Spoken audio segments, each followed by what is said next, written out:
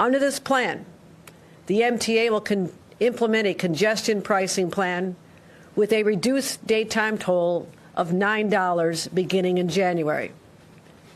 You heard that correctly. It was $15 before, and now it is $9. That is a 40% reduction. This lower toll will save daily commuters nearly $1,500 annually. And that kind of money makes a big difference for our families. And there'll be further discounts. Several months later. At 1:01 p.m. today, the U.S. Department of Transportation emailed us a letter from Secretary Duffy announcing their attempt to end the congestion pricing program in the state of New York. At 1:58 p.m., President Donald Trump tweeted, "Long live the king." I'm here to say New York hasn't labored under a king in over 250 years. You sure as hell are not going to start now. I don't care if you love congestion pricing or hate it.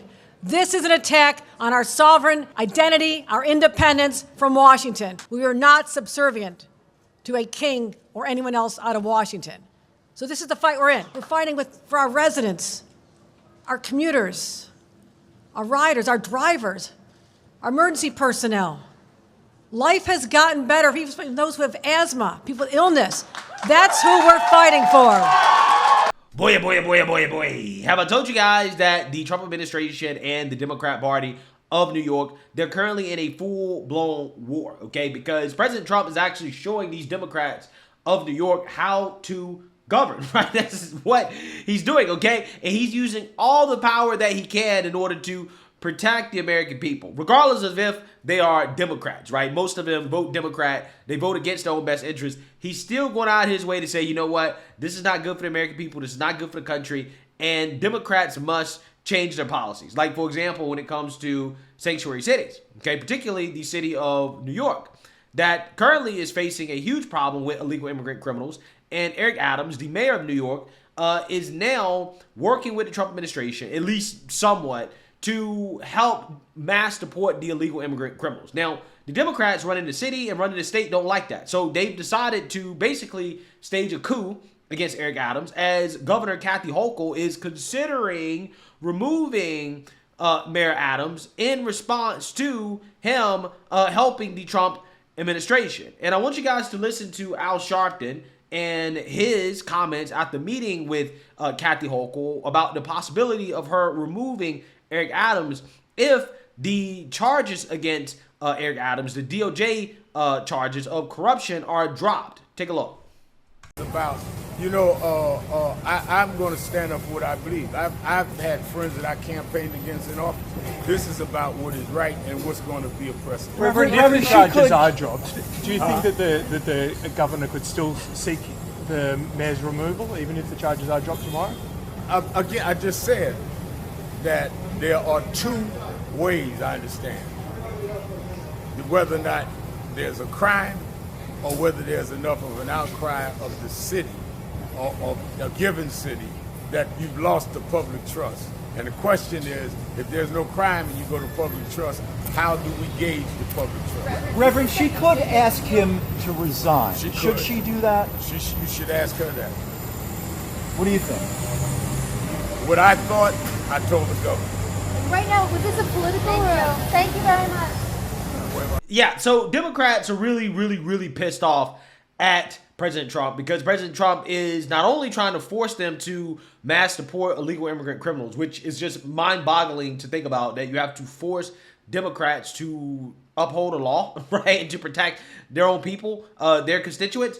But also on top of that, President Trump has moved to force New York City to roll back so-called congestion pricing. Now, we've talked about congestion pricing in New York City, in Lower Manhattan, which is just a tax on people to enter that part of the city, because Democrats claim that Lower Manhattan is too congested, right? There's too many cars, okay? There are environmental issues, climate change, and they want people to ride the subway instead. Now, the problem with this is that the MTA, the Metropolitan Transportation Authority, not only is broke, right, damn near bankrupt. I mean, they are basically $33 billion in a deficit on a $68 billion 5-year capital plan. Now, they estimate that congestion pricing is going to raise about $15 billion. It's going to generate $15 billion in revenue, but the agency still has a major funding gap. And this is why Democrats are already talking about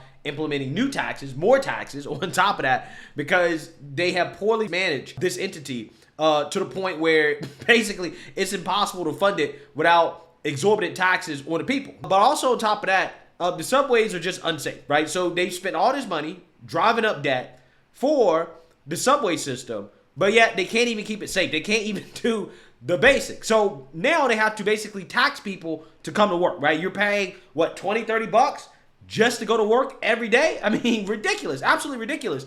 And this tax is a regressive tax, which is something that Democrats claim they're against, okay? Taxes that disproportionately negatively impact those of the lower income bracket, right? And this tax right here, the congestion tax, is really hurting those who don't want to risk their lives on the subway, but yet they don't make enough money to afford to pay this tax, okay? And because of that, President Trump is essentially rescinding Joe Biden's approval to actually build this toll, because this toll applies to some federal roads in New York City.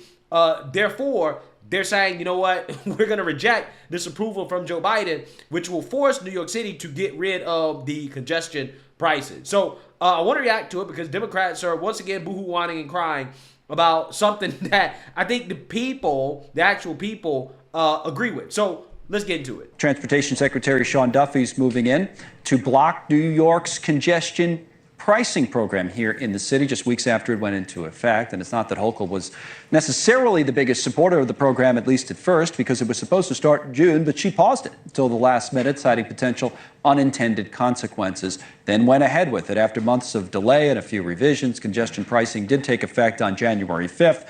So the way it works is they charge passenger cars $9 to enter Manhattan if you're below 60th Street in Manhattan. The city says it's already reducing traffic, and they say it's making driving times faster. President Trump, though, promised to end it in his hometown, and now his transportation secretary is revoking federal toll authority. The New York Transit Agency starting legal proceedings. Hochul had a message for Trump, says we'll see you in court. Take a look. Feels like the commuters of our city and our region are now the roadkill on Donald Trump's revenge tour against New York. Our MTA was prepared. We knew this could come. Filed a lawsuit within minutes. I'm very confident we'll be successful. And I also want to say the cameras are staying on. We are keeping the cameras on. Keeping the Wow. So you're defying the federal government. See, this is what these people do. The same people running around boohoo-whining, crying about constitutional crisis over Trump potentially ignoring some lower court judge, right? These are the same people who routinely just ignore federal law, right? Federal law. When you talk about harboring illegal immigrants and going out of their way to obstruct the federal government from deporting criminals, that to me seems to be a constitutional crisis, right? Now you have Governor Hochul say, you know what, I don't care if the president revokes the permit to have these tolls. Again, even though these are federal roads, we're still going to keep the cameras on, right? We're going to do it anyways. Again, sounds like a constitutional crisis to me, okay? This is the same woman thinking about removing Eric Adams, the duly elected mayor of New York City. Sounds to me like she wants to be a dictator, right? That's what it sounds like to me. Cameras on. All right, let me bring in Alex Matheson on this. He's an environmentalist. Alex has been on the show before. He advocated for congestion pricing. I think last time you were on, we were saying, oh, yeah, we got it. They got it through. Now this. Reaction today? Oh, well, I mean, not that any of us are really surprised. And thank you, by the way, Connell, for having me on.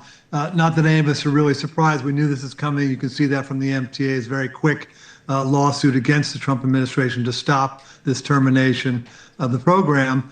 But it's even more of a disaster for Trump to do this than we even anticipated over the first 5 or 6 weeks of congestion pricing's life, if you will. Right. It's just been an unmitigated success. You've seen. Give us numbers. Give us actual numbers. That's what people want. So what was the traffic like before? Some people might say it's not a huge sample size yet, but we get it. But what's it like now? What are the numbers? There's no question that the numbers are way down from January a year ago, which is kind of the best indicator of how it's doing. You want to compare similar months. The traffic is down by tens of thousands of cars per day, as many as 70,000 cars per day. Traffic speeds are up by 7% on average in the CBD, in the Central Business District. Broadway was very worried. The theaters there were very worried about a loss of business because of congestion pricing. Business compared to last January, a year ago, is significantly up, and revenues the same are up, and ticket sales have been up. Right. Okay. Again, who knows if what this individual is saying is actually factual, but regardless, that's not really what this is about, right? I understand the need to reduce congestion, right? I understand that. However, the problem is that you're forcing people of lower incomes, right, to ride the subway, a subway system that's not safe, okay? If you're going to implement something like this, at the very least, make the alternative safe, right? Like actually safe, where people can feel comfortable going to and from work, taking the public transit. But that's the problem. They're promising, oh, we're gonna raise all this money and then we're gonna invest it and make it safe with this money. But they don't have a track record of using the money that they have in the right way. And that's why there needs to be an audit of the MTA. That's what needs to happen. There needs to be an audit, okay? The taxpayers need to know, where the hell is our money going? Why is it that you can't keep the subways safe? Why is it that you continue to blow through billions of dollars of taxpayer funds and nobody's ever held accountable for the fact that this system, this entity, is not sustainable? It's not sustainable. Those are the questions that need to be asked. But they never ask those questions, right? Because those questions mean they will have to face accountability, which is why those questions are never asked. So with that being said, let's listen in on how commuters are feeling about this. You know, the people who actually are affected by this, okay? Not some propagandist that is there to try to make it seem like people love this, even though I don't believe that people, especially living outside of the city, love it. And I'm not saying that, having less congestion is a bad thing. I'm just saying that the alternative, the subway, is not safe. So when you implement something like this, it seems to me that you're just forcing people who have lower incomes to basically put themselves at risk to go to work, right? And that's what's happening. And across the tri-state, there's been a lot of opposition to congestion pricing, especially from people who live in the suburbs. All right, Fox 5, Jessica Formosa joins us live from Mineola, Long Island, with reaction to the program being halted. Jess, what are people saying there? I've got an idea. Steve and Natasha, well, as expected, Long Islanders summed it up in 2 words: about time. And we're here in Mineola at the train station. And the reason we're here is because many people started taking the train instead of driving into the city when congestion pricing went into effect. They said, hey, listen, I might as well hop on the LIRR, pay the ticket instead of paying the $9 every time I go into the city. Now, since the beginning, Long Island residents have been against congestion pricing, saying they were being taxed just because the MTA cannot balance its own books. Now, back in November, as you remember, the town of Hempstead sued New York State and the MTA, criticizing the move as a, quote, money grab. Officials here have been rallying against congestion pricing, and their only hope now was President Trump killing the plan, that is, as he said he would when he was campaigning. Now, we spoke to drivers who stopped driving, instead hopping on the LIRR. Here's what they had to say as they were getting off the train this afternoon. I will drive in more, yes, because I carry this on the train. It's a pain in the neck. So when did you decide to take the train more often than drive into the city? During the congestion, when it started. We pay enough tolls for our bridges and everything. Why do we have to pay just to go in the city? If you want to go to a show or something, you got to pay. And to hear today that the Trump administration is killing that congestion pricing plan, what are your thoughts as a Long Islander? I think it's good. Yeah, you should kill it. You should kill it. And make a lot of people happy. A lot of, commuters. Now, I did speak to one gentleman who has been against congestion pricing since the beginning, but tells me he has to admit that he's been taking the train and says there's a lot less traffic. So as of right now, he's telling me, you know what, I think congestion pricing, after all, is not so bad. But again, mainly Long Islanders here that we spoke to at this train station are telling me, you know what, once those gantries are turned off, I'm getting back in my car. Yeah, gotcha. All right. And, Nassau County Exec Bruce Blakeman held a press conference this afternoon. What did he have to say about all this? Well, as you can expect, and as you know, he has been very happy, is very happy, I should say, and he is thanking the president for halting congestion pricing. He actually went on to say that he is concerned that who is to stop the governor from putting a toll on the LIE or the southern state or the northern state, which are state throughways. So he's saying, you know what, we need to stop it now before things get out of hand. All right. Yeah, so, I think President Trump is going to win on this. Okay, and the reason why is because this is a regressive tax. Okay, this is a tax on lower income people, right? It disproportionately negatively affects them. And I think this is just another win for Trump with the working class, right? So when Democrats boo-hoo on and cry about, why is it that voters don't feel like we're the party of the working class? Well, you point to stories like this, right? Because let's be real. One of the reasons why this policy is being implemented is because the ride-sharing lobbyists lobbied the Democrats for this policy. It benefits the ride-sharing industry because the ride-share drivers have to pay less, right? The drivers that come into the city, they're doing ride-share, they pay less than if you're just a regular commuter. So this is a boom to them because you'll have more people taking Uber or Lyft or whatever into the city instead of driving. Right, so they're going to make more money off of it. Okay, Democrats are going to raise more money via taxes. They're going to blow your money on something stupid, right? And then they'll turn around and say, hey, we need to tax you more. That's what they'll do.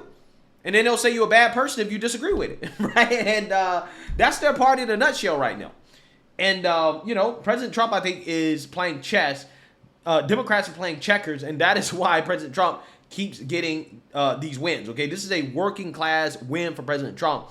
To terminate this program, Democrats will fight it in court, but I'm not sure how successful they will be considering how they had to go to Biden for approval in the first place because these are federal highways, federal roads, and if the federal government says you can't put a toll on it, then you can't put a toll on it, right? It is what it is. But, Kathy Hochul disagrees, and she says that she's still going to enforce this, I guess. They're going to keep the cameras there, right? So she is going to basically not go along with the federal government. And if that is a battle that she wants to fight, again, I just think that she's going to lose at the very least in the court of public opinion. So let me know what you guys think. Make sure you like, comment, and subscribe. Most importantly, share a Black conservative perspective. Peace.